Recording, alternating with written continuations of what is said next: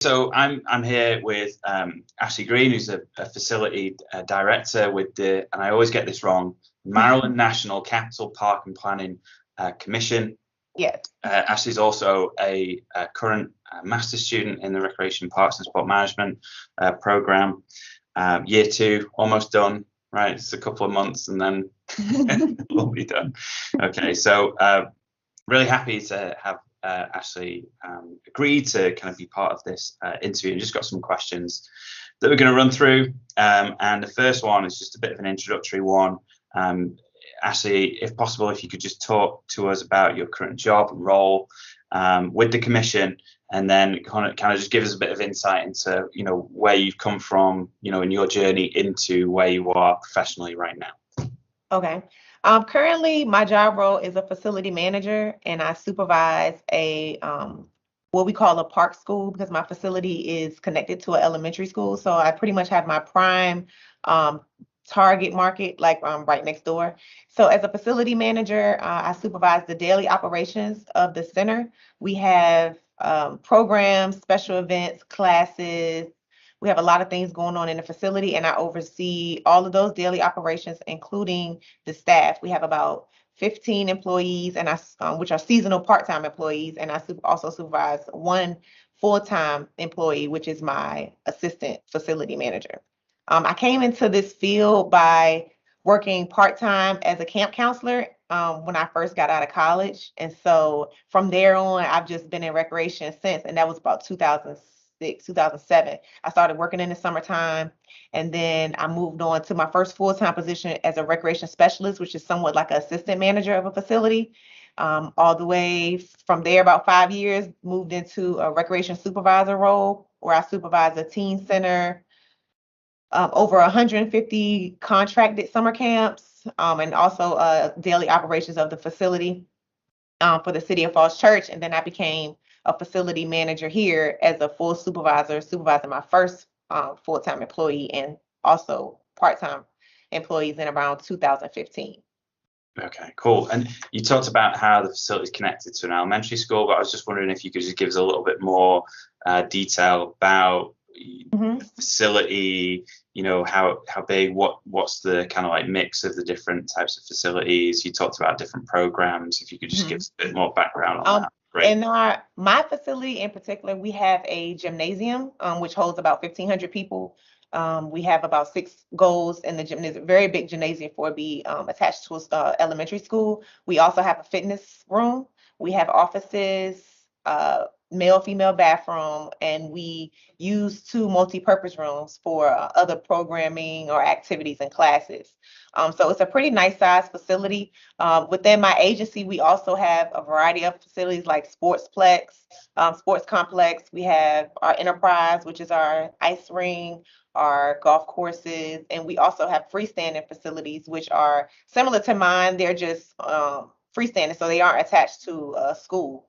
But we have a variety of facilities within our agency. Okay. The relationship with the school, does that mean that, program like public programming, does that happen, around the school day, or during the school days, the facility specifically there for use by the elementary school, but then pre and post, you can kind of like play around with different programming? Yeah. So my facility, during the day, the school, we have a joint use agreement. So the school uses the gymnasium for their PE. And then once school is over, we have our aftercare program, which we also have before school, to accommodate those in the those students. And we tend to do our own programming on the weekends and after our after school programming. At my previous facility, which was freestanding, we pretty much had the facility was ours for our own. So we have our own programming time, 9 to 9, which are generally our operating hours. Okay, cool. All right. And then just if there is anything such as a typical day for you, if you could kind of just walk us through that and the types of things that you do regularly. On a typical day, I would say we have morning care. So our morning care begins at 7 a.m. And if I'm doing an early day or a full day, come in the morning and help the staff get the kids situated before they go to school. And then the facility opens at 9. So generally at 9 we open up. We, especially right now during the times we're in with COVID, we do sanitizing and cleaning before the patrons come in, clean up the weight room. My job typically during the day consists of a lot of admin, behind the scenes work, doing staff renewals, because all of our seasonal employees aren't contracted, so they get renewed once a year. So doing that paperwork, budget, petty cash, time cards. We're also on committee, so I may have a meeting or staff meetings during the day, doing a lot of activities throughout the agency, the commission. And generally our after school programs begins from 3 to 6. So around 2:30, 2:45, we begin to set up, because we do provide our after school participants with meals. So we set up for activities and meals for the evening. And then once aftercare is over, we have programming time generally from 6 to 9, where we may have senior pickleball, we may have open gym, we may have a class, we have hip hop dance class, we have a body sculpt class, or we may have a family movie night special event. So it just depends on the day. And then we generally close up shop at 9. Okay. How do you keep up with like different trends and like new sorts of like activities and stuff like that? And pickleball's not necessarily that new anymore, and it's kind of like exploding like in all sorts of different regions. But I'm just curious about how you kind of keep tabs on trends, and also kind of like the needs and wants of your local community that you serve, and how you then kind of like integrate that into your programming. One, I'm very active in NRPA, which is the National Recreation Parks Association. So I get a lot of emails and the magazines to kind of just get an idea of different trends that are going on in the field, that are within other communities and other states. Also, we do a lot of surveys, random surveys for our participants, just to see what they're interested in, what they would like to see, what's working. And I'm a big person on, if I do an event maybe 1 or 2 times, then after about the second or third time, I'm trying to revamp it in some type of way by changing the name, changing the activities, just so it doesn't get stale. So we kind of always keep it fresh and new. Okay, cool. All right. So a couple of questions here around skills and traits, but we'll start with like skills. So what skills does a facility manager have to possess, or if someone's looking to become a facility manager, what sort of skills should they be looking to acquire to be successful in this sort of position? One thing I will say, a skill is you have to be you have to work well with others. You have to be able to be a part of a team, because a facility doesn't run by just the manager. You have to work with other people. So you have to be accustomed with structure and be able to, a good people person, I would say. Also, as a manager, you have to have the ability to delegate to others, because I can't pretty much can't run a facility on my own, and I may be in a meeting somewhere and I need my assistant to handle something, or even my admin employee at the front desk. So I definitely have to be able to delegate and assign tasks to my staff. And the biggest thing for me, I also would say, is communication, because I have to be able to communicate with my patrons, the participants, and my staff, and communicate with them effectively and efficiently. Okay, because obviously the facility, like that, and you probably, very passionate, involved in it, but the hours of the facility in which that extend beyond your work week, right? So you're gonna have to have assistants and people that you can trust and delegate that sort of responsibility to. So to man that and provide that level of service that you would, but you can't be there, right? For 7 days a week, for yes. So it's definitely important for me to have people that I trust, and that I feel confident in their ability to work, and ensuring that they have the training and the knowledge and whatever they need from me to be able to do their jobs effectively. Okay. All right. And then more so, we just talked about skills. What about traits of an effective facility manager? For traits, I would say, as we said already, definitely being able to trust the people that I have working for me. Also, I have to be consistent with how I manage my staff. I definitely want everyone to feel fair and have equal opportunity in whatever's going on. So I do give my seasonal staff an opportunity to be a part of the planning process for our programs and our events, just to assist with their growth. And for me, I definitely feel like you have to enjoy and love what you do.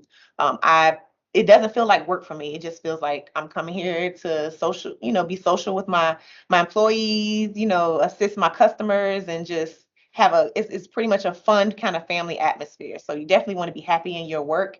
And another thing I will also say is being very decisive, because a big part of my job as a manager is being able to make decisions and be firm on it and be confident in it. So I definitely will say that as well. Okay.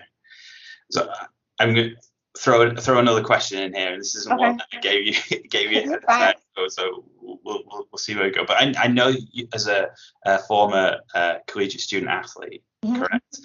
So you have like an understanding of intercollegiate athletics and potentially be obviously being downstate pro sport and so. Could you draw some kind of like similarities and differences between what you think facility management looks like from a community and youth sport perspective in that sort of space that you operate right now versus what facility management would look like as a if you were working within an athletic department or in the professional sport arena? What are some of the similarities and maybe some of the differences? Some of the differences, I would say, maybe it's not just restricted to sports, because recreation can be so broad. It can be many different things. But for similarities, there so many. I would say one, working with people, new people, different people, being able to manage people, because even if you're working in the sports field, you may be, working with, if you're a coach, you're working with players. If you're a GM, you're working with, staff and coaches and players. So definitely have the skills of being an effective supervisor. Some other similarities, I would say probably the admin. I feel like no matter what job you're in, you're always going to have those administrative duties. And a lot of some other things could be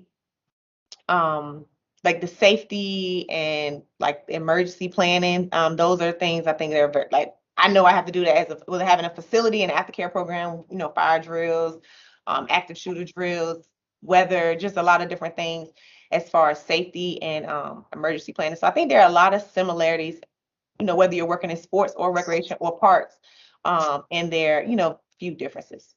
Okay. And then finally, if you're giving some advice for someone who kind of wanted to, move into kind of sport facility or recreation facility management, what advice, would you have for them? I would say my biggest advice I always give to anyone, especially the mentees that I have, because I do work as a mentor in some outside organizations. I would say one is invest in yourself. I've acquired my position by networking at a national conference and, meeting new people, and got an opportunity to interview and market myself. So one, I definitely say investing in yourself as far as networking with others, training, and getting internship opportunities, or, just getting your foot in the door some way. One, just taking pride in your work and, putting your best foot forward. If you love recreation, is what you want to do, then just kind of, go hard for it or put yourself out there. I will also say getting your foot in the door, even if it's on a part-time level, is the biggest thing. As I say more that getting an opportunity is more about who you know, kind of, than what you know sometimes. So definitely just getting your foot in the door in your local recreation department is a good way to get involved in recreation if that's what someone's interested in, or facility management. Okay. All right. Okay. That's my questions. Thank you so much, Ashley. Oh, you're welcome. For your time. Much appreciated.